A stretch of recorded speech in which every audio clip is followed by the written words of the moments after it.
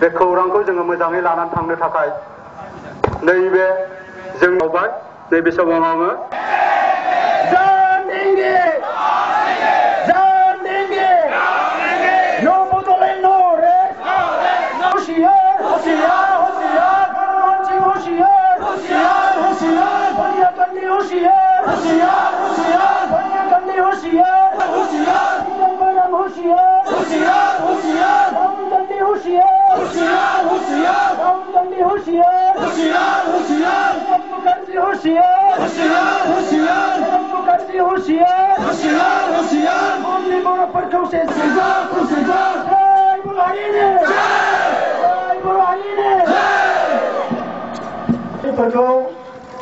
जोंनि थांखि जोंनि हाबाफारि आरो जोंनि सोमावसारनायखौ लानानै मोनथिहोनायजों लोगोसे सांग्रांथि लाबोनो थाखाय दिनै सारा आसाम नाङै जा साइकेल रेलिनि हाबाफारि लादों बेवहाय बाहागो लानो हानाय चिरां जिल्लानि मानगोनां आइ आफा रायजो राजा नोंथांमोन बिग्रायारि लोगोफोर बर'नि माखासे हारिमायारि गौथुमनि गोसो गोजोन होनाय मेथाइ खनगिरि फंबायमोन फरायसुला फरायसुलिनि थाखाय आंनि गोसो गोरबोनि सोरनिबा सोबख'नाय सोरनिबा नासयनाय दिनै बिग्रायनायनि खोथा बुंनाय लोगो लोगो गसंनानै गोदान जांख्रिखांनायनि हाबाफारि फोसावलायबाय नाथाय आइ आफा रायजो राजा नोंथांमोन जों बेखौ रोखा खालामनानै होनो नागिरदों फरायसा आफादनि सोमावसारनायाव बबेबा मोनसे हानजानि हिसाबै जोंनो नांगौ मोन्थायखौ बिथांमोना होआखै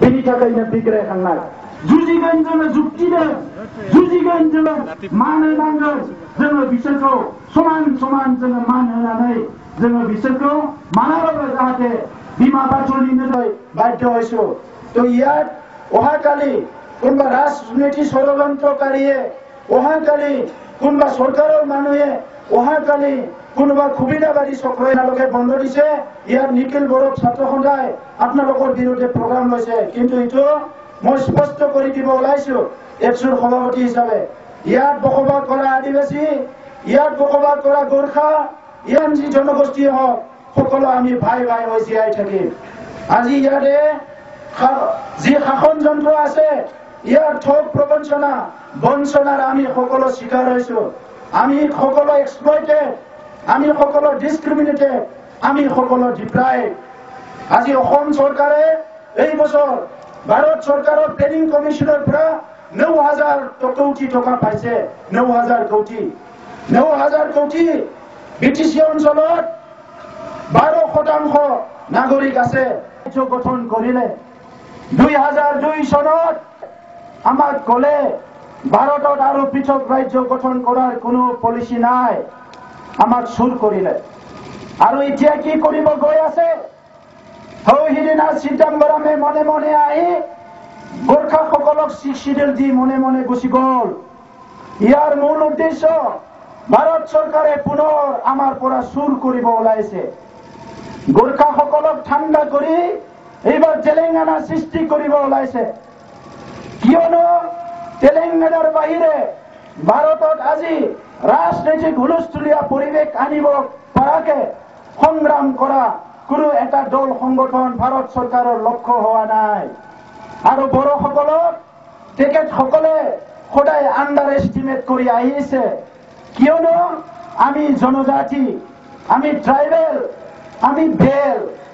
অলপ গৰম কৰি দিলে উত্তপ্ত হ'ব, পেৰামিলিটাৰী ফৰ্চেছ লৈ আহিব, 2 কোপমান দি পেলাই ঠাণ্ডা কৰিম বুলি ভাবি আছে।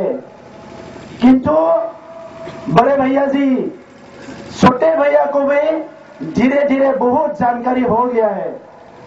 अभी हम पीछे नहीं रह गया, आप समझना चाहिए। होशियार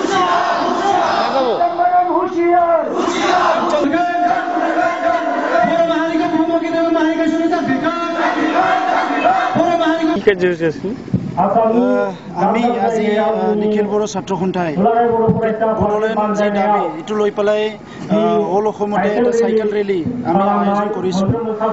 মূলত দুটা কথাক লৈ পেলাই, এটা চৰকাৰক এই আন্দোলনৰ প্ৰতি সজাগতা কৰা, আৰু দ্বিতীয় হ'ল আমাৰ ৰাইজৰ মাজত যাতে ভুল বুজাবুজি নহয়। আগৰ সময়ত যেতিয়া বড়োলেণ্ড আন্দোলন হৈছিলে, ইয়াত চৰকাৰী আৰু ৰাজনৈতিক ষড়যন্ত্ৰ কৰি পেলাই আমাৰ মাজত ভুল বুজাবুজি সৃষ্টি কৰিছিলে। চ' আমাৰ সংগ্ৰাম কাৰো এগেইনষ্টত নহয়, আমাৰ আন্দোলন কাৰো এগেইনষ্টত নহয়। সকলো জনগোষ্ঠীৰ জীয়াই থকাৰ কাৰণে অধিকাৰ, নিজৰ প্ৰাপ্য অধিকাৰ সাব্যস্ত কৰাৰ কাৰণে আমাৰ আন্দোলন, আৰু আমাৰ নিজৰ ভাষা সংস্কৃতি জীয়াই ৰাখি পেলাই, নিজৰ চিনাকি আৰু অস্তিত্ব ৰাখি পেলাই বড়ো জনগোষ্ঠীক বিশ্বত এটা জাতি হিচাপে প্ৰতিষ্ঠা কৰাৰ কাৰণে এই আন্দোলন। আমি সংবিধানৰ আধাৰত আন্দোলন কৰিব ওলাইছোঁ। আমি গণতান্ত্ৰিক সম্পূৰ্ণ অহিংসা আন্দোলন আমি কৰিবলৈ ওলাইছোঁ। কিয়নো ভাৰত চৰকাৰে বাৰম্বাৰ আমাক ঠগাই আছে, ভাৰত চৰকাৰে বাৰম্বাৰ আমাক ছেটিং কৰি আছে। তো ভাৰত চৰকাৰক আমি সকীয়াই দিবলৈ ওলাইছোঁ। এই আন্দোলন, এই বিপ্লৱৰ দ্বাৰা ভাৰত চৰকাৰক আমি সকীয়াই দিব ওলাইছোঁ যে যোৱা 50 বছৰত ভাৰত চৰকাৰে 9টা ৰাজ্য গঠন কৰি দিলে, কিন্তু বড়ো ৰাজ্য তেখেতসকলে গঠন কৰি নিদিলে। তো এনি টাইম ভাৰত চৰকাৰে এই চুৰি এটা পলিচি, ডিছক্ৰিমিনেটৰী এটা পলিচি ভাৰত চৰকাৰে লৈ আছে। আৰু এতিয়া কৈছে যে তেলেংগানাৰ কথা তেখেতসকলে আলোচনা কৰি আছে। আমি সকীয়াই দিবলৈ ওলাইছোঁ, যদি তেলেংগানা গঠন কৰি পেলাই বড়োলেণ্ড গঠন কৰা নহয়, তেনেহ'লে ভাৰত চৰকাৰে এণ্টায়াৰ যি নৰ্থ ইষ্টটো আজি বড়ো আন্দোলনৰ কাৰণে যি এটা পৰিস্থিতি হ'বলৈ গৈ আছে, ইয়াৰ সম্পূৰ্ণ দায়িত্ব ভাৰত চৰকাৰে ল'ব লাগিব। 2003 চনৰ পৰা এপছুৱে কেতিয়াও বন্ধ দিয়া নাছিলে। এই অঞ্চলৰ সাধাৰণ ৰাইজৰ সুবিধা অসুবিধাটো চাই পেলাই আমি বন্ধ দিয়া নাছিল। কিন্তু আমি পুনৰ আজি ভাৰত চৰকাৰৰ যি ষড়যন্ত্ৰ, ভাৰত চৰকাৰৰ যি ডিছক্ৰিমিনেটৰী এটিটিউড, ইয়াৰ কাৰণে 12ৰ পৰা 1000 ঘণ্টালৈকে পুনৰ অসম বন্ধ দিবলৈ বাধ্য হ'ম বুলি আমি ভাৰত চৰকাৰক সকীয়াই দিছোঁ। তো এই কাৰণে ভাৰত চৰকাৰে যি ডিচিশ্যনে নলয় কিয়, চিন্তা চৰ্চা কৰি যাতে লয়, আৰু বড়োসকলৰ যি সমস্যা, এই সমস্যা যাতে সমাধান কৰাৰ তেখেতসকলে আগবাঢ়ি আহে, এইটো দাবী আগত ৰাখি পেলাই আমি এই চাইকেল ৰেলী আয়োজন কৰিছোঁ। পৰিকল্পনা আছে। নিখিল বড়ো ছাত্ৰ সন্থাই বড়োলেণ্ডৰ কাৰণে দৃঢ় প্ৰতিজ্ঞ, সদায় প্ৰতিজ্ঞ।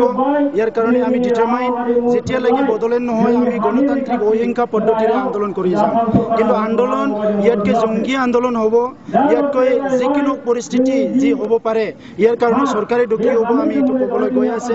হাথিয়াৰৰ কথা যিটো ওলাইছে, যে আজি আমি নিখিল বড়ো ছাত্ৰ সন্থাই যোৱা কেইবা বছৰত ধৰি অস্ত্ৰ আৰু হিংসামুক্ত এটা সমাজ বিচাৰিছোঁ কিন্তু অসম চৰকাৰ আৰু ভাৰত চৰকাৰৰ গাই এৰা মনোভাৱৰ কাৰণে আজি এটা অস্ত্ৰৰ বেআইনী অস্ত্ৰৰ সংস্কৃতি গঢ়ি উঠিছে আজিও আমি কম যি বেআইনী অস্ত্ৰৰ সংস্কৃতি গঢ়ি উঠিছে ইয়াৰ 100% দোষী চৰকাৰে এইটো কণ্ট্ৰল কৰাৰ কাৰণে কোনো ব্যৱস্থা লোৱা নাই আজি কোকৰাঝাৰ BTC অঞ্চলত 2008 আৰু 9ত যেতিয়া 150 জন মানুহ হত্যা কৰা হৈছিল সেই সময়ত অসমৰ মুখ্যমন্ত্ৰী আৰু লগতে অসমৰ গৃহ দায়িত্ব থকা তৰুণ গগৈ মহোদয়ক আমি বাৰম্বাৰ জনাই আহিছিলোঁ যে ইয়াতে বেআইনী অস্ত্ৰৰ যি প্ৰচলন হৈছে এইটো অতি সোনকালে তেখেতসকলে এইটো সমস্যা সমাধান কৰাৰ ব্যৱস্থা ল'ব লাগে কিন্তু তেখেতসকলে আজিলৈকে মুক্তভাৱে এই অস্ত্ৰ প্ৰচলন কৰাৰ তেখেতসকলে পৰিস্থিতি যি পৰিৱেশ দিলে এই কাৰণে আজি এই অঞ্চলত এটা মুক্ত অস্ত্ৰৰ প্ৰচলন এটা হাতিয়াৰৰ সংস্কৃতি গঢ়ি উঠিছে তো এই কাৰণে আজি সমাজ জুৰুলা হৈছে সমাজ অতিকৈ সন্মুখীন হ'ব লগা হৈছে তো আজিও আমি দাবী জনাম অসম চৰকাৰে ইয়াৰ দ্বিতীয় মনোভাৱ নলোৱাকৈ বেআইনী অস্ত্ৰ যাতে মুক্ত এটা সমাজ গঢ়াত আগবাঢ়ি আহে আমি অসম চৰকাৰক দাবী জনাম